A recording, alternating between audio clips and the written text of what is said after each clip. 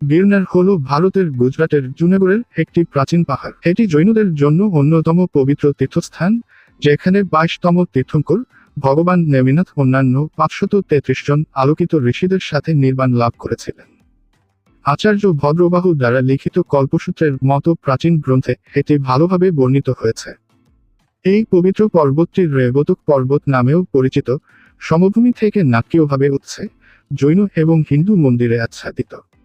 দূর দূরান্ত থেকে তীর্থযাত্রীরা চূড়ায় 10,000টি পাথরের সিঁড়ি বেয়ে দীর্ঘ আরোহণ করতে আসে, যা ভোরবেলা শুরু হয়। আপনি যদি উপরের মন্দিরগুলিতে পৌঁছতে চান তবে পুরো দিন কাটাতে প্রস্তুত থাকুন। ভোরের আলোয় আরোহণ একটি জাদুকরী অভিজ্ঞতা, কারণ তীর্থযাত্রীরা এবং পোর্টাররা ধাপে ধাপে এগিয়ে যায়। জৈন মন্দিরগুলি মোজাইক সজ্জিত গম্বুজগুলির একটি গুচ্ছ, যা বিস্তৃত স্তূপের সাথে বিভক্ত, প্রায় 2/3 পথ উপরে।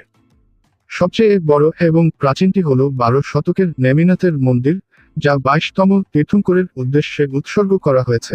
প্রথম দরজার পরে প্রথম বাম দিকের দরজা দিয়েছেন। অনেক মন্দির সকাল 11টা থেকে বিকেল 3টা পর্যন্ত তালাবদ্ধ থাকে, কিন্তু এটি সারাদিন খোলা থাকে। মল্লিনাথের নিকটবর্তী ত্রিপল মন্দির, নবম তীর্থঙ্করকে উৎসর্গীকৃত, 1177 সালে 2 ভাই দ্বারা নির্মিত হয়েছিল। উৎসবগুলির সময় এই মন্দিরটি অনেক সন্ন্যাসী এবং আধ্যাত্মিক প্রধানদের দ্বারা পরিদর্শন করা হয়। আরও উপরে রয়েছে বিভিন্ন হিন্দু মন্দির। প্রথম শিখরটি অম্বা মাতার মন্দির দ্বারা শীর্ষে রয়েছে, যেখানে নব দম্পতিরা একটি সুখী বিবাহ নিশ্চিত করতে পূজা করে।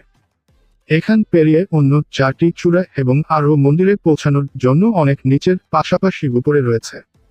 গোরক্ষনাথের মন্দিরটি গুজরাটের সর্বোচ্চ চূড়ায় 1117 মিটার উঁচুতে অবস্থিত।